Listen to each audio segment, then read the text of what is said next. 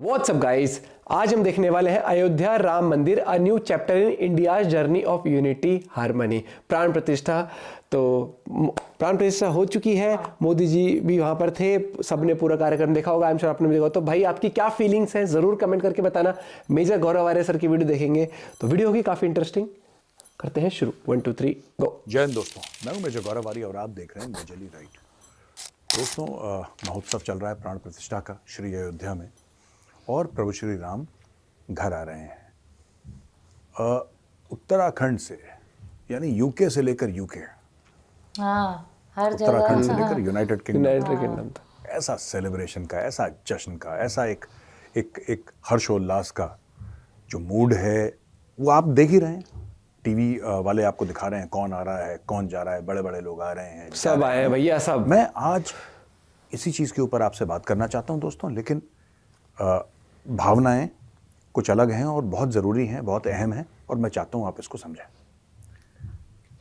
किसी भी देश का दोस्तों कल्चर क्या होता है, ये हमारा संगीत, हमारा नाचना गाना, खाना पीना, शादी की रस्म, जब पैदा होता है, जब कुछ दुनिया से चला जाता है, क्या यही कल्चर है या इसके अलावा कल्चर कुछ और भी होता है? ये सोचना ज़रूरी है। हम जिसको कल्चर समझते हैं, क्या सिर्फ वही कल्चर है या इसके अलावा कुछ और भी होता है कल्चर, यानी कि संस्कृति? यही संस्कृति है या इससे कहीं आगे? और जहाँ पे बात हम अपनी संस्कृति की करते हैं दोस्तों, तो फिर पहचान की भी बात सामने आती है। हम हैं कौन, हम कहाँ से आए हैं, हमें कहाँ जाना है, हमारे पूर्वज कौन थे। ये जो एक आइडेंटिटी क्राइसिस रहा है भारत में, और ये आइडेंटिटी क्राइसिस डाला गया है। पहले बोला कि आर्य आए थे और यहाँ पे सेटल डाउन हो गए थे और द्रविड़ों को भगा दिया था। ये सारी की सारी कहानियाँ हमें पढ़ाई गई हैं स्कूलों में। बाद में पता लगा कि ये सब फ्रॉड है, ऐसा कुछ हुआ नहीं। द्रविड़ भी यहीं के थे, सब लोग यहीं के थे, हम भी यहीं के थे, तो कोई फर्क नहीं है, सब भाई हैं। लेकिन कुछ हिस्टोरियंस ने जानबूझ के ये बातें बार बार बताई कि आपके मेरे दिलों में फर्क पैदा हो जाए, और उनके राज करने के लिए फर्क बहुत जरूरी था। ये दरार जो थी ना आपके मेरे बीच में, ये दरार बहुत जरूरी थी, क्योंकि दरार से ही सत्ता बनती है। बिना दरार के कोई बाहर का आक्रांता आके सत्ता नहीं कर सकता आपके ऊपर। कितने थे मुगल जब बाबर आया था, कितने थे? और यहां के जो रहने वाले लोग थे वो कितने थे? सोचिए, जरा दिमाग लगाइए, सोचिए कितने होंगे। मैं आपको नहीं बताऊंगा। उसी प्रकार से मैं आपसे पूछना चाहता हूं कि जब अंग्रेज थे यहां पे, तो भारतीय कितने थे? कितने? ज्यादा से ज्यादा पीक में अंग्रेज, मैक्सिमम लगा लीजिए, अंग्रेज कितने थे भारत तो में? बहुत थे। लोग कहते हैं कि 1 लाख के अंडर या लाख भर अंग्रेज। देख लाख भर अंग्रेजों ने उस जमाने में 25 से लेकर 30 करोड़ भारतवासियों के ऊपर राज करा। क्यों करा? क्या अंग्रेज हमसे बेहतर थे, हमसे सुपीरियर थे? नहीं, अंग्रेज ऐसे थे और हम ऐसे। हर तरीके से वैसे फाइनेंशियली स्ट्रांग हम थे। ये मैं बातें आपको क्यों बता रहा हूँ? लूटने आते थे वो, बातों तो का औचित्य क्या है? लूटा है भारत को, सब कुछ क्यों था। जरूरी है ये बातें, क्यों आवश्यक है? आज उसके ऊपर एक डिस्कशन हो जाए आपके मेरे बीच में, एक बात हो जाए आपके मेरे बीच में, कि हम फिर ये समझ लें आपस में कि भारत कहाँ जा रहा है और उस जर्नी का, उस पूरी जर्नी का हम किस प्रकार से हिस्सा बन सकते हैं। जो ये प्रभु श्री राम के मंदिर में जो प्राण प्रतिष्ठा आज हुई है दोस्तों, तो कई लोगों ने इसके खिलाफ भी बोला, कई लोग इसके साथ भी थे, ज्यादातर लोग साथ थे, कुछ कम लोगों ने इसके खिलाफ बोला, लेकिन बोला। ठीक है, उनकी अपनी राय है। हम उनको ये नहीं कह सकते कि ये मुजरिम है, इनको जेल में डालो, हम तो ये नहीं कह सकते, ना हमें कहना चाहिए, वो उनकी राय है। लेकिन मैं उन लोगों को भी आज कुछ बताना चाहूंगा। दोस्तों, ऐसा है कि आज सिर्फ प्राण प्रतिष्ठा नहीं हुई है, आज बहुत कुछ हुआ है। जैसे कई सालों के, कई सदियों के एक खुले घाव के ऊपर किसी ने मरहम लगा दी हो। तुम चमड़े की चप्पल नहीं पहनोगे, तुम छाता नहीं उठाओगे, बाप अपने बेटे को क्या कहता होगा? और उन्होंने करा क्यों? ये किया क्यों ये सब? क्या मन में ये बात थी कि हमारे सामने ऐसा कैसे हो सकता है, और हम नहीं सर पे पगड़ी पहनेंगे जब तक रामलला वापस नहीं आते।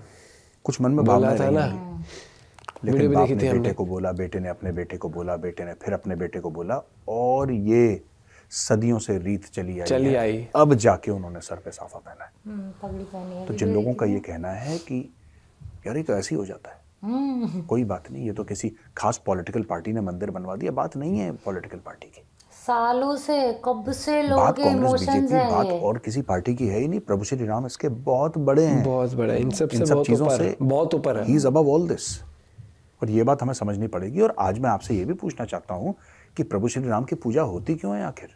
लोग कहते हैं साहब बहुत बड़े राजा थे, और राजा तो लोग कहते बहुत हैं सारे साहब थे। विष्णु के अवतार थे। ये दुनिया भर की लोग अपनी बातें करते हैं। विष्णु जी के तो कई अवतार थे, कितनों के मंदिर आपने देखे? सोचिए, कभी आपने सोचा है दिल से? इंसान जहां ही तक उसमें बड़े आए राजा थे ना, होने की वो बात है, मनुष्य तो उसमें क्या आए अशोक, थे।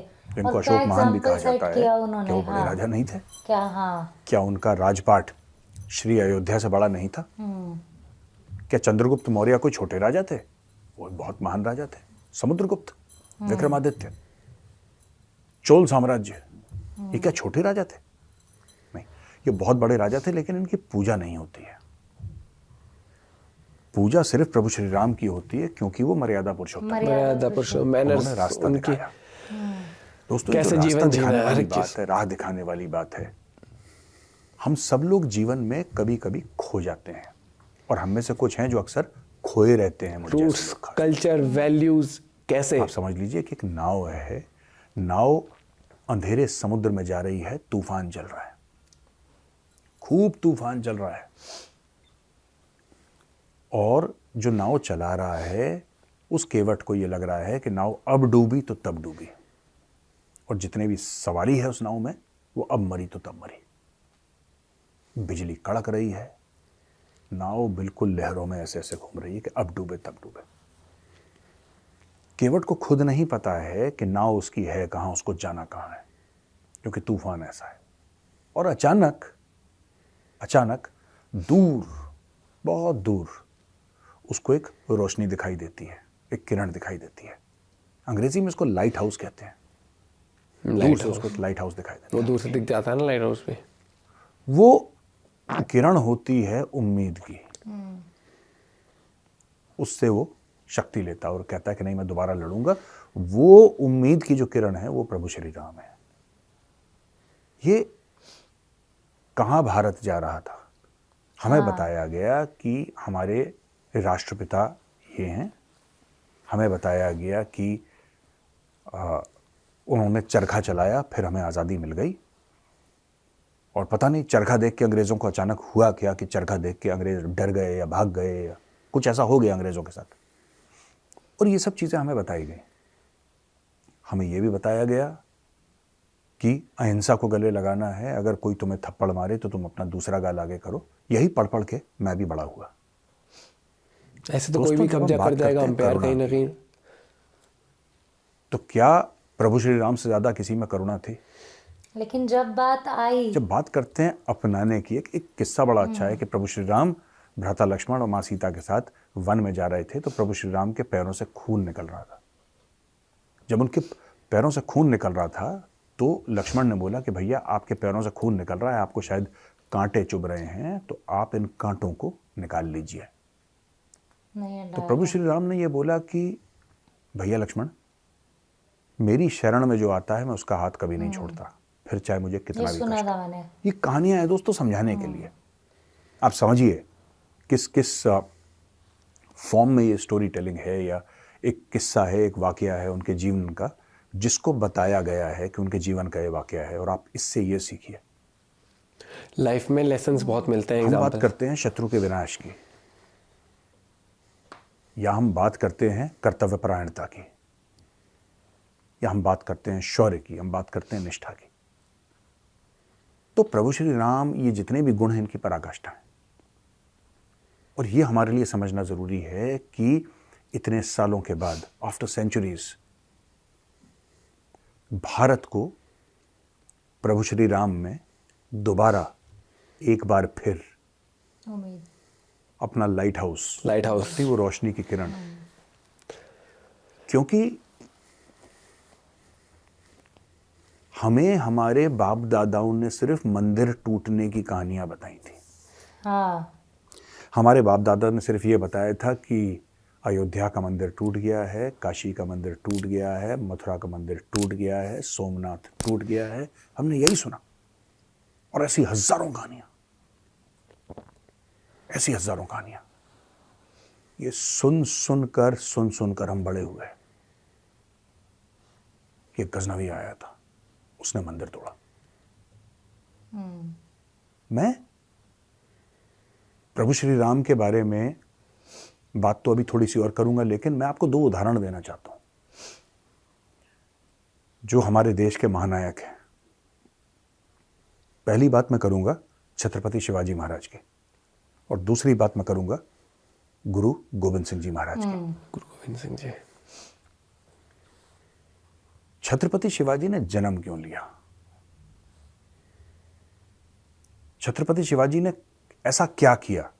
महाराष्ट्र में मैंने देखा है कि छत्रपति शिवाजी की, और गोवा के कुछ इलाकों में मैंने देखा है खुद अपनी आंखों से कि उनकी ऐसे पूजा होती है जैसे भगवान की पूजा होती है। क्या महाराष्ट्र में और कोई राजा नहीं रहे? छत्रपति शिवाजी महाराज के अलावा कोई महाराष्ट्र में कोई राजा नहीं था, या हिंदुओं में कोई राजा नहीं था? फिर छत्रपति शिवाजी महाराज की पूजा क्यों होती है? कारण क्या है इसका? ना औरंगजेब जुल्म की इंतहा करता, ना छत्रपति शिवाजी को जन्म लेना पड़ता। ये भगवान वरदान देता है किसी किसी को कि महाराष्ट्र के एक गांव में पैदा होने वाला बच्चा, प्रभु श्री राम ने उसके सर पे हाथ रखा और बोला कि बेटा जा, तेरे हाथ से हिंदुओं का उद्धार होगा। और यही करा उन्होंने। क्योंकि जब जुल्म बहुत ज्यादा बढ़ गया, जब पाप बहुत ज्यादा बढ़ गया, तो किसी ना किसी को तो जवाब देना था। तो भगवान भेजते हैं। गुरु गोविंद सिंह जी महाराज, उन्होंने जफरनामा लिखी। और मैं अक्सर लोगों को कहता हूं कि जिसको फॉरेन पॉलिसी समझ नहीं हो, जिसको डिप्लोमेसी समझ नहीं हो, इनकी डिप्लोमेसी वो जफरनामा जरूर पढ़ें। ना इतना जुल्म करता औरंगजेब, ना इतना जुल्म करता मुगल साम्राज्य, ना गुरु गोविंद सिंह जी महाराज को तलवार उठाने की जरूरत पड़ती है। हाँ आपने पूरी कौम को धक्का दे दिया, आपने पूरी कौम को दीवार से लगा दिया। तो चुनते हैं फिर भगवान, भेजते हैं किसी ना किसी को भेजते हैं हिसाब बराबर करने के लिए, क्योंकि दोस्तों बैलेंस बना रहना चाहिए। ये 2 भारत के महानायकों की मैंने आपको बहुत छोटी सी बात बताई कि इनको जन्म क्यों लेना पड़ा। मित्रों, लोग कहते हैं कि मोदी जी ने, योगी जी ने इसके बारे में, राम मंदिर के लिए बहुत प्रयास किया, लड़ाई करी इसके लिए। लोग अलग बातें करते हैं और बोलते हैं कि इन्होंने इसको राजनीतिक रंग दिया। हिंदू धर्म के लिए जब महाराणा प्रताप ने तलवार उठाई थी, तो वो तो किसी राजनीतिक पार्टी के मेंबर नहीं थे। उनका तो कोई भाजपा या आरएसएस से कोई लेना देना नहीं था। छत्रपति शिवाजी महाराज, गुरु गोविंद सिंह जी महाराज, हाँ ये सदियों में नायक आते हैं जो दुनिया का बैलेंस बिठाते हैं। और मित्रों, जैसा मैंने आपको बताया, इन लोगों ने जन्म ही इसीलिए लिया था क्योंकि जब हिंदुओं के खिलाफ इतना अत्याचार हो चुका था, तो कोई ना कोई तो आता जो संतुलन बरकरार रखता। ये लोग आए संतुलन बरकरार रखने के लिए। आज कोई और है, सदियों बाद कोई और होगा, लेकिन ये भगवा ऐसे ही लहराता रहेगा।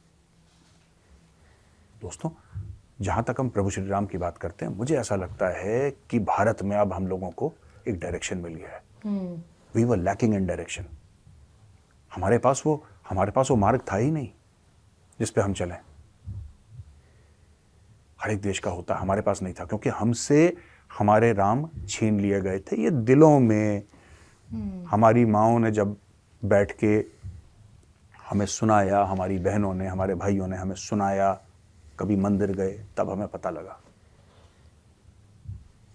भव्य राम मंदिर बन रहा है और दुनिया भर से श्रद्धालु आएंगे दोस्तों। यहां पे अब टूरिज्म कितना और यहाँ बढ़ेगा से वहां पर, खास लोग ऊर्जा दर्शन पाके करने आएंगे, वापस पॉजिटिव एनर्जी वाइब्स, बिल्कुल सही बात है। The Ram temple in Sri Ayodhya will now be the center of Hinduism around which Hindus will ceaselessly revolve. जैसे आप परिक्रमा करते हैं ना, परिक्रमा, 1 अरब से ज्यादा हिंदू। मैं जब परिक्रमा शब्द का इस्तेमाल कर रहा हूं, मेरा मतलब कोई फिजिकल परिक्रमा नहीं है, मेरा मतलब स्पिरिचुअल परिक्रमा है। वो होगा, इसलिए एक कौम को जिसको एक बहुत गहरा जख्म दिया था, उसके ऊपर आज मरहम लगा है। तो मित्रों, आपको और आपके परिवार को प्राण प्रतिष्ठा की बहुत बहुत शुभकामनाएं। और हाँ, आज दीपावली भी है, दीपावली की भी हैप्पी बहुत बहुत दीपावली। शुभकामनाएं। जय श्री राम। जय श्री राम। बहुत मतलब जो सर के जो पॉइंट्स थे ना, यही समझने वाली बात है कि राम जी की पूजा क्यों करते हैं लोग, इतनी रिस्पेक्ट क्यों करते हैं उनकी। क्योंकि राजा तो और भी बहुत सारे थे। मर्यादा पुरुषोत्तम, काफी वीडियोस में यही इस शब्द पर, इस पे बहुत बोला गया है। उनका देखो, जितने क्या कहते हैं विनम्र, जितने शांत और काइंड हार्टेड रामचंद्र जी, बल्कि लक्ष्मण जी में बताते हैं ना कि वो थोड़े थे, शेषनाग का होता है, हाँ, इसलिए वो ठीक थोड़े है? गुस्सा। हाँ, शेषनाग का होता है ना उनमें। तो उसमें ये था कि मतलब देखा, लेकिन जहाँ आई नारी सम्मान की बात, वहाँ उन्होंने मतलब स्टैंड लिया, हर स्टैंड लिया, ठीक है। तो वही वाली चीज है कि वही उन्होंने एग्जाम्पल बहुत सही दिया कि अगर कोई एक थप्पड़ मारता है तो दूसरा गाल आगे कर दो, वो हर जगह नहीं हो सकता। आपको अपने लिए स्टैंड लेना है, अपने लोगों के लिए स्टैंड लेना है, सही और गलत में स्टैंड लेना है। दब्बू बन के बैठे नहीं रहना कि भैया नहीं हम तो वही कमजोर। मतलब उस हर चीज में था ना, देख जहाँ था कि पेरेंट्स की हो गई, भाई की रिस्पेक्ट हो, वाइफ की रिस्पेक्ट हो, दोस्तों की रिस्पेक्ट हो, और हर एक उसके जानवरों तक। हमने मतलब आज मंदिर हम गए थे तब देखा था कि मतलब वो कुछ ये इसने नोटिस किया था, कुछ लेडीज थी जो एज, वो मतलब जैसे आंखों से आंसू भी आ रहे थे उनके। हाँ, मतलब बहुत ही अच्छा। प्लस वहाँ क्योंकि कई लोगों ने तो बिल्कुल ही वैसे, वो नहीं कहते कि उम्मीद हारना नहीं कहूंगा मैं, सही शब्द होगा, मतलब कि वो आस लगा के जिंदगी बीत, कईयों की तो जिंदगी बीत। कोरियर के लिए भी बंदा कितना वो करता रहता है, कोरियर आएगा और ये तो कब से भाई, पर अच्छा लगा आज मतलब कि शब्दों में नहीं बयां कर सकते वो चीज की जो फीलिंग है आज पूरे देश में। और दीपावली है भैया, हैप्पी दीपावली सबको। हमारा ब्लॉग भी देख लेना। हाँ, ब्लॉग भी आएगा दीपक अलावा चैनल पे।